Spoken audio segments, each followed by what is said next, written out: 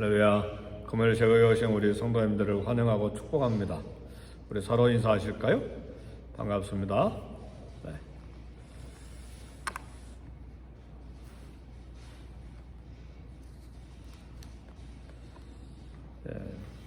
우리가 아는 대로 꽃이 필 때가 있으면 반드시 꽃이 질 때가 있습니다. 그래, 한자에 그런 말이 있잖아요. 화무 11홍이라고 10일 이상 꽃이 이렇게 피어있지 못하죠. 더구나 잘라서 화분 이 꽃봉에다 꽂아놓은 거 뭐 금방 시들어버리죠. 물 주고 어떻게 해서 며칠 더 가게 하기도 하지만 뭐 솔로몬이 겉에어 이야기하지 않아도 다 만사에 때가 있는 것이죠. 아침이 있으면 반드시 저녁이 있죠. 또 사람이 태어날 때가 있으면 반드시 죽을 때가 옵니다. 우리 죽음에 대해서 생각 안 하려고 하죠. 60년 살아도 70년 살아도 80년 살아도 죽음은 나하고 관계가 없다고 그렇게 일부러 생각하고 사는 경우들이 많죠. 네. 시간이 시작될 때가 있으면 시간이 끝날 때가 있어요. 그 말은 역사가 시작될 때가 있었어요. 분명하게. 역사가 끝날 때가 반드시 옵니다. 그 말은 무슨 이야기냐면 지구가 시작될 때가 있었어요. 지구가 없었던 때가 있었잖아요. 창세기 1장 1절 이전에는 지구가 없었어요. 지구가 시작됐으면 지구가 끝나는 날이 반드시 옵니다.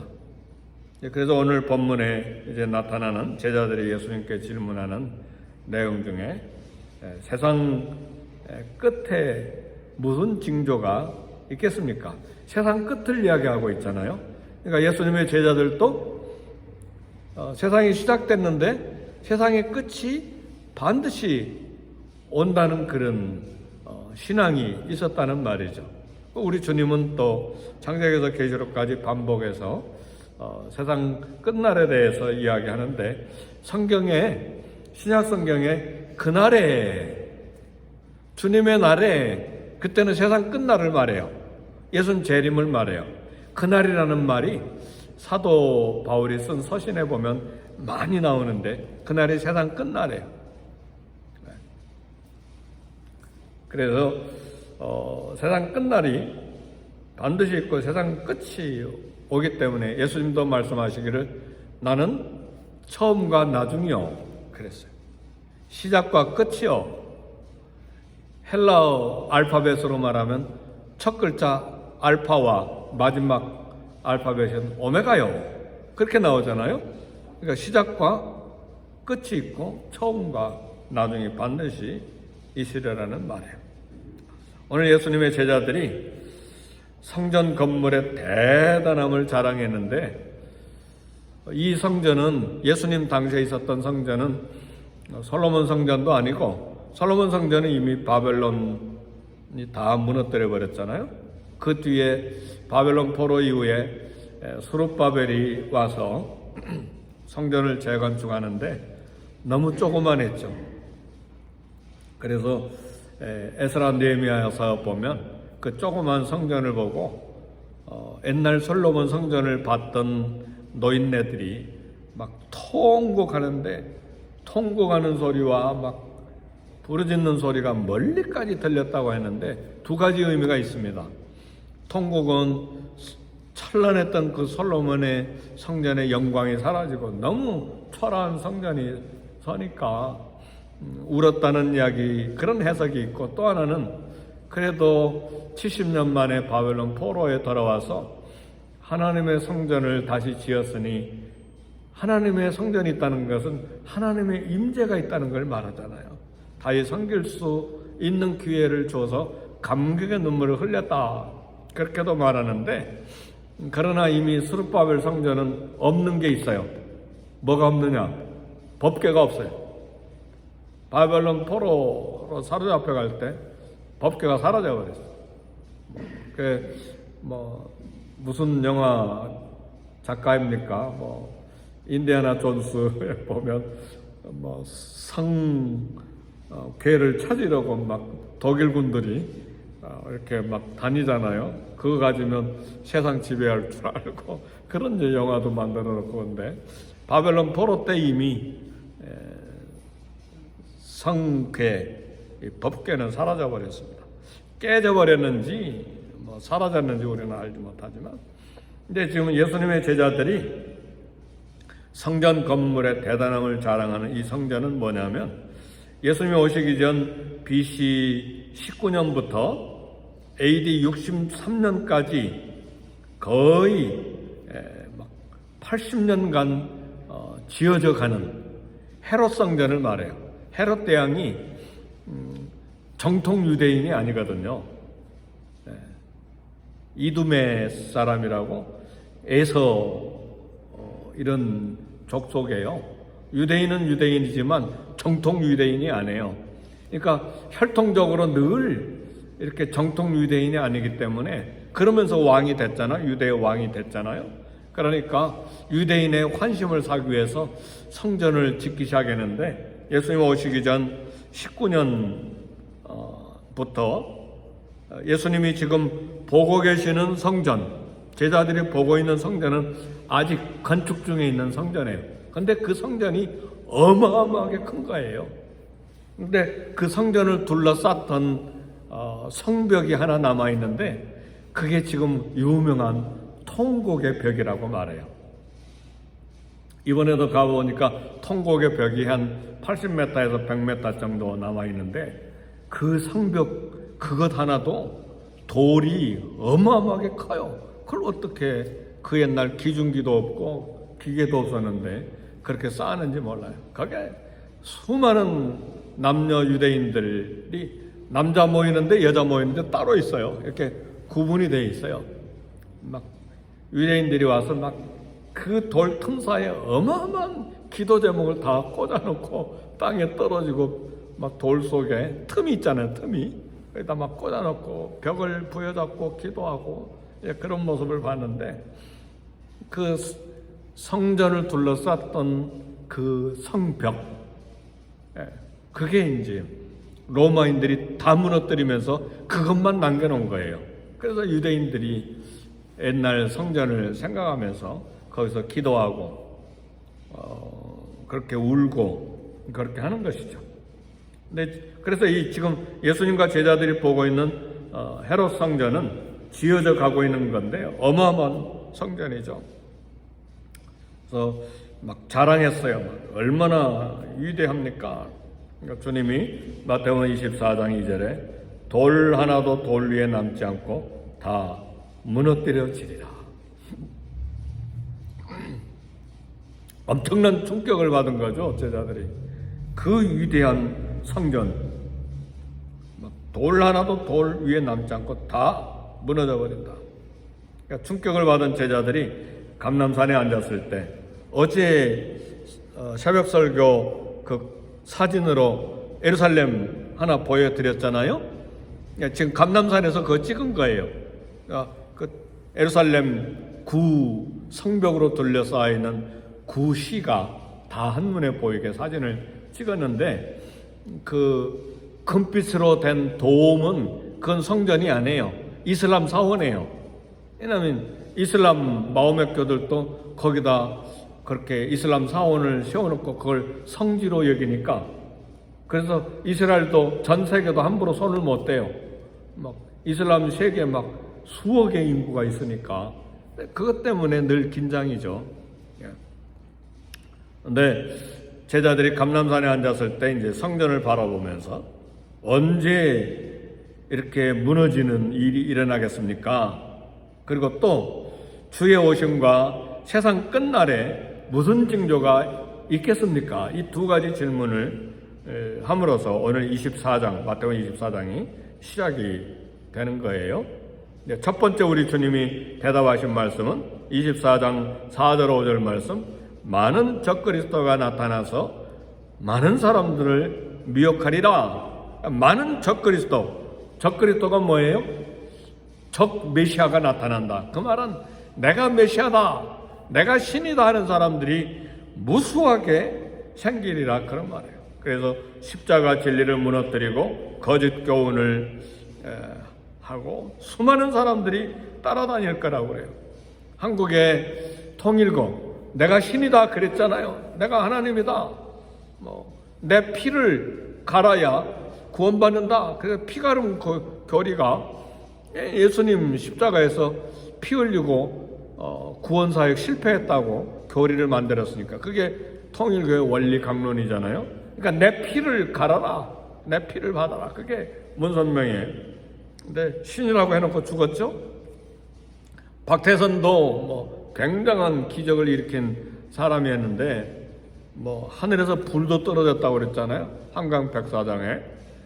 근데 내가 감람나무다. 계시록에서 이야기하는 감람나무는 예수님이거든요.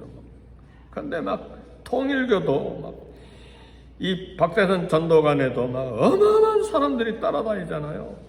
지금 신천지 이만희 내가 신이다 그러잖아요. 근데 지금 벌써 14만 명이 넘은 것 같아요. 한번 모이면 10만 명씩 모이잖아요. 거기에 정치인들이 거기 돈이 나오니까 정치인들도 들어가고 복잡하잖아요. 거기도. 근데 요즘 신문에 정명석 JMS입니까? 정명석? 그 사람도 내가 신이다 하는데 수많은 여자 대학생들이 따르고 정신이 없잖아요. 거기에 판사들도 있고, 왜냐하면 대학생들 보섭해서 신도로 만들었기 때문에 자라서 법조계도 들어가고 경제계도 들어가고 대학 교수로도 들어가고, 그래 이 사람 잡는 것도 쉽지가 않아. 감옥에 들어갔다 나오고 그러지만. 근데요, 사랑하는 성도 여러분, 왜 그런데 사람들이 따라다닐까? 이유가 있어요. 마귀가 미혹하면 신으로 믿는 거예요. 그래서 따라다니는 거예요. 수십만 명씩. 마귀에 미혹되지 않기를 주의 이름으로 축복합니다. 통일교나 박태선 전도가는 또 뭐에 미혹되느냐? 돈에 미혹됐어요. 기업이 엄청나잖아요. 거기에 밥이 있으니까 거기에 사람들 따라다니는 거예요. 돈, 미혹, 그리고 마귀, 유혹, 이런 것 때문에 믿고 따라다니는 거예요.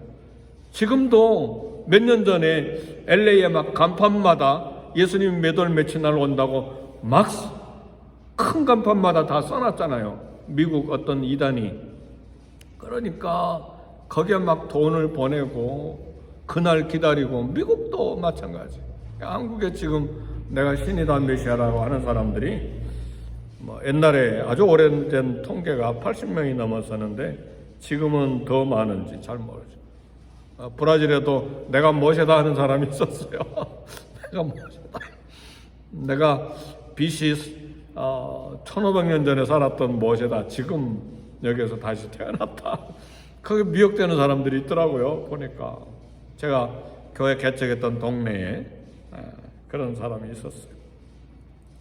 말세에 수많은 내가 신이다 하는 사람들이 생기는데 끔찍도 하지 마세요. 끔찍도 하지 마시오.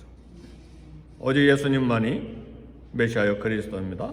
우리 주님이 마태복음 24장 6절 8절에 국가 간의 전쟁이 많아질 거라고 그랬어요. 민족과 민족이, 나라와 나라가 대적해서 전쟁이 많아질 거라고 했는데, 그래서 무더기로 많은 사람들이 죽은데 인류 역사의 전쟁이 끝난 적이 없었죠. 1차 대전, 2차 대전, 요즘은 3차 대전 걱정들 하는데, 그러나 인류의 역사에 수많은 전쟁이 일어났지만 앞으로 더 많은 전쟁이 자주 일어날 것을 이야기하는 거예요.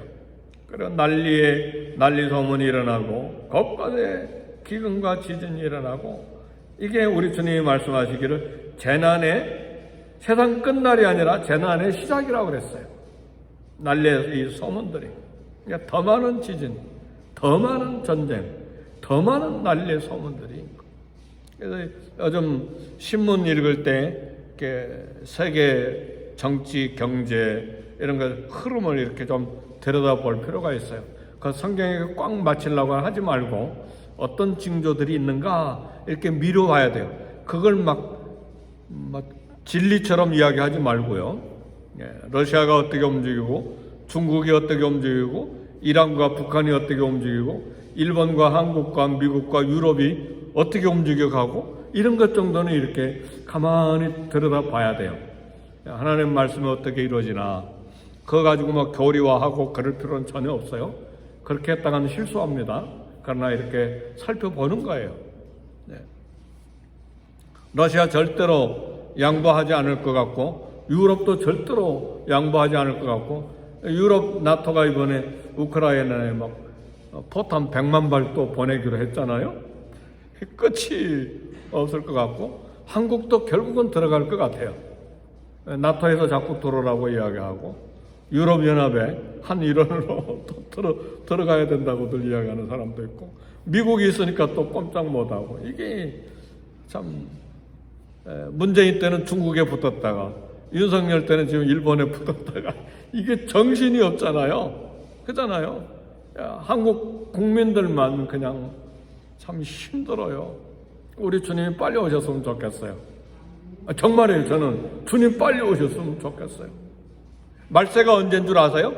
창세기서부터 말라기 이후에 400년까지가 아침, 점심, 오후였어요. 예수님이 딱 이 땅에 오시면서 말세가 시작이 된 거예요. 종말이 시작이 된 거예요. 그래서 예수님 오신 때부터 앞으로 재림할 때까지 말세 기간이라고 말해요. 그게 말세예요. 그러니까 우리는 어디에 살고 있어요? 말세에 살고 있는 거예요. 언제 주님 오실지 모른다고 말씀하시잖아요. 우리는 그런 긴장 가운데 그걸 신학에서 이야기하기를 텐션이라고 말해요. 영적인 텐션. 주님이 오셨고 주님 다시 오실 이 기간에 텐션 가운데 우리가 살고 있어요. 그래서 유명한 신학적인 단어가 두 개가 있어요.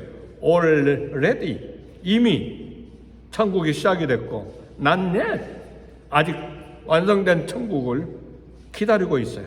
아직 오지 않았다. 그러니까 already하고 not yet 사이에 그 기간을 텐션이라고 말해요. 그게 말세 기간이니까. 그래서 오늘 저와 여러분들은 말세에 살고 있는 거예요. 그래서 언제 주님 오실지 모르기 때문에 긴장 가운데, 영적인 긴장 가운데 살아야 된다 그 말이에요. 먹고 마시고 세상 즐기고 그렇게 사는 게 아니라 긴장 가운데 살아야 된다 그 말입니다. 그리고 우리 주님이 24장 9절에 성도들이 환난을 당할 거라고 그랬어요. 온갖 거짓 박해, 또 예수님 믿는 것 때문에 미움받고 그리고 또 서로 미워하고 거짓 선지자가 많이 나타나서 미혹하고 불법이 많아지니까 사랑이 식어질 거라고 그랬어요. 사랑 식어지지 않기를 주 이름으로 축복합니다. 우리 계시록에 에베소 교회 사랑 식어지리라, 어디서 사랑 식어졌는지 떨어졌는지 찾으라고 그랬는데 못 찾았잖아요. 에베소 없어져 버렸잖아요. 그 거대한 도시가 없어져 버렸어요. 대리석 많은 건축 부스러기들만 남아 있어요. 어떤 데는 한쪽 벽만 남아 있기도 하고 기둥만 남아 있기도 하고 전부 다 그렇게 되어 버렸어요. 우리 그리스도인들 사랑이 식어지지 않기를 바라요. 오히려 더 사랑이 많아지기를 주의 이름으로 축복합니다. 하여튼 예수님의 사랑, 사랑이 많아지려면 예수님의 사랑을 먼저 깨닫고 은혜를 많이 받아야 돼요. 그러니까 하나님을 아는 지식이 자꾸 많아지고 사도 바울의 소원처럼 어찌하든지 십자가를 더 알려고, 그리스도의 지식이 더 많아지려고 사도 바울은 애를 쓰잖아요. 주님 만나는 게 생명이니까. 우리가 주님 아는 게 얼마나 있나요? 주님의 능력, 창조의 능력, 주님의 십자가 도, 주님의 세계를 움직이는 섭리, 바다를 잔잔케 하는 그 신적인 능력, 우리를 사랑하는 목숨을 주신 사랑, 인간이면서 하나님이신 그 놀라운 신비, 주님 아는 게 있나요? 우리를 뜨겁게 사랑하시고 용서하시고 우리를 버리지 아니하시는 그 인내 아시나요? 우리 주님 알아가야 돼요. 세상 지식으로 가득 채우려고 하지 말고 주님을 아는 지식으로 가득 채우시기를 주의 이름으로 축복합니다. 지식으로 끝나지 아니하고 예수님의 심당을 내 심당으로 만나야 돼요. 그래야 사람이 나올 수가 있어요. 뭐에 집중하고 계십니까? 어디에 마음이 집착되어 있습니까? 주님을 아는데, 주님을 만나는데, 그래야 그 사랑 가슴에 대해서 사랑이 우리에게 나오는 것이죠. 우리 주님이 마지막으로 끝까지 견디는 자는 구원 얻으리라 그랬어요. 우리 성도는 끝까지 견뎌야 돼요. 오늘 이 말세를 사는 저와 여러분이 믿음으로 끝까지 견디기를 주의 이름으로 축복합니다. 우리가 아직 미국 전쟁 속에 있지는 않지만 언젠가는 전쟁에 또 들어갈 수 있어요. 미국 역사래야 200 몇십 년밖에 안 되잖아요. 1776년 그때 독립했잖아요. 그럼 미국 역사가, 한국은 역사가 5,000년이라고 그러는데 미국 역사 200 몇십 년밖에 안 돼요. 로마는 1000년이 제국이었지만 미국 250 몇 년밖에 안 되기 때문에 하나님 앞에 잘못하면 미국 제국이 어디가 있어요? 그냥 무너지는 것이죠. 그러니까 사랑하는 성도 여러분, 이 우리 기독교 역사 속에 성도들은 견디었어요. 이번에 터키 가서 본 것이 그거예요. 광야에서 살고, 토굴에서 살고, 산에서 살고, 동굴에서 살고, 땅을 10m, 20m, 30m 막 파고 들어가서 거기에서 수백 년 동안 살고 그 현장을 다 보고 왔어요. 이번에 어떻게 믿음을 지키고 끝까지 지키려고 그렇게 신앙 때문에 살았는지, 잡혀 죽기도 하고 순교당하기도 하고. 그러나 두려워하지 말고 핍박받게 믿음 지켜야 됩니다. 왜냐하면 끝까지 견디는 자는 구원을 얻으리라. 두 가지 의미가 있어요. 견디는 자는 최종 구원을 얻을 것이고, 그리고 현재도 하나님께서 그 권한에서 건짐을 받기도 하고. 히브리서도 나오는 말씀이잖아요. 동굴과 토굴에 유리한 성도들, 어떤 사람은 믿음으로 구원받기도 하고 살아나기도 하고, 어떤 사람은 구차하게 목숨 구걸하지 않고 순교하기도 하고. 히브리서에 이미 나온 말씀이잖아요. 그죠? 네. 이미 히브리서 저자가 쓸 때 그런 현장이 있었다는 말이에요. 그제야 끝이 오리라. 그래서 마지막 결론입니다. 마태복음 24장 14절에 보니까 이 천국 복음이 모든 민족에게 증언되기 위하여 온 세상에 전파되리니 그제야 끝이 오리라. 그러니까 난리에 소문, 국가와 국가, 민족이면 민족 막 전쟁하고 3차 대전이든 4차 대전이든 그게 세상 끝이 아닙니다. 지진이 일어나고 기근이 일어나고 그 세상 끝이 아니에요. 언제가 끝인가? 이 천국 복음이 모든 민족에게 증언되기 위하여 온 세상에 전파되리니 그제야 끝이 오리라. 그제야 예수님 재림하리라. 그래서 우리가 계속 전도하는 거예요. 계속 선교하는 거예요. 아멘, 할렐루야. 우리 교회 부흥만을 위해서 전도하는 게 아니라 그 말이에요. 우리 교회 오든 다른 교회로 가든 계속 전도하고 계속 선교하는 거예요. 그래서 우리 교회 재정이 마이너스인데도 불구하고 선교진 계속 보내잖아요. 왜요? 복음 전해야 되니까. 그거 안 끊잖아요. 우리 장로님들도 한 분도 교회 재정 부족하니까 선교비 끊읍시다, 그렇게 말씀하시는 장로님 한 분도 안 계세요. 마이너스인데도 계속 보내는 거예요. 말라위는 막 파송 선교사님보다 더 많이 보내죠. 파송 선교사님 겨우 800불 보내는데 거기는 한 달에 1000불씩 보내잖아요. 왜 그런가? 이 천국 복음이 전파돼야 되기 때문에 그렇죠. 예언의 확실성을 이야기합니다. 결론입니다. 성전 돌 위에 돌 하나 남지 않고 다 무너졌는데, 솔로몬 성전, 스룹바벨 성전, 헤롯 성전이 있던데 보도블록만 깔려 있습니다. 성전 없습니다. 법궤도 없어요. 그러니까 짐승제사 못 드려요, 현재. 거기에 뭐가 있다고요? 그 옆에 자리에 무슬림, 이슬람교 큰 돔 사원만 있을 뿐이에요. 없어요. 주의 말씀이 다 지금 성취된 거죠. 거짓 선지자, 적그리스도, 나는 신이다 하는 사람들 계속해서 생기고, 전쟁 난리. 그리고 지금은요, 복음이 얼마나 신속히 전파되는지 몰라요. 이번에 팬데믹 3년 동안에 선교사님들이 많이 활동이 줄어들었는데 복음은 더 확장됐어요. 왜냐하면 현장에 가지도 않고 줌으로 막 복음 전하니까. 할렐루야. 엄청나게 하고 있거든요. 우리 볼리비아 선교사님도 이제 볼리비아 또 들어간다고 하는데 줌으로 성경 공부 가르치고 있어요. 볼리비아 사람들. 할렐루야. 이게 막 복음이 신속하게 막 전파되고 있는 거예요. 우리 주님 오실 날이 가까운 거예요. 그러니까 우리는 깨어 있어야 돼. 우리 주님이 깨어 있으라는 말씀을 얼마나 많이 자주 하세요. 깨어 있으라. 재리의 유혹, 세상의 염려로 마음 다 빼앗기지 말고 깨어 있으라. 잠자지 말라는 말이 아니죠. 잠도 자야죠. 그 말이 아니라 영적으로 깨어 있고 세상의 마음 빼앗기지 말라 그 말. 우리 주님 약속하셨어요. 신랑 오신다. 예수님 오신다. 마지막 계시록 22장에 보니까 내가 진실로 속해오리라. 그걸 3번씩이나 말씀하셨어요. 진실로 속해오리라. 그래서 오늘 설교 전에 제가 여기 앉아서 또 기도했어요. 주님, 속해오셨으면 좋겠습니다. 정말 빨리 오셨으면 좋겠습니다. 우리 주님 그렇게 할 때에 우리의 고백은 요한계시록에 나온 대로 아멘 주 예수여 오시옵소서. 아멘 주 예수여 오시옵소서.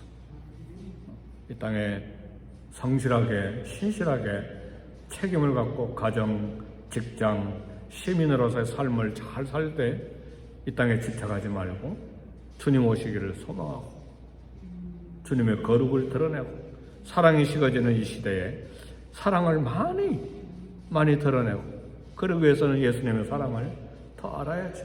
주님 더 만나야죠. 은혜를 더 받아야죠. 기도하겠습니다.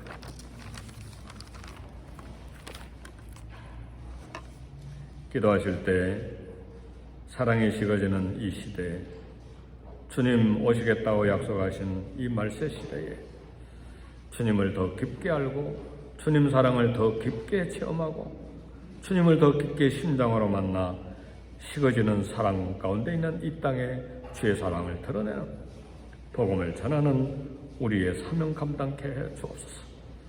기도하겠습니다.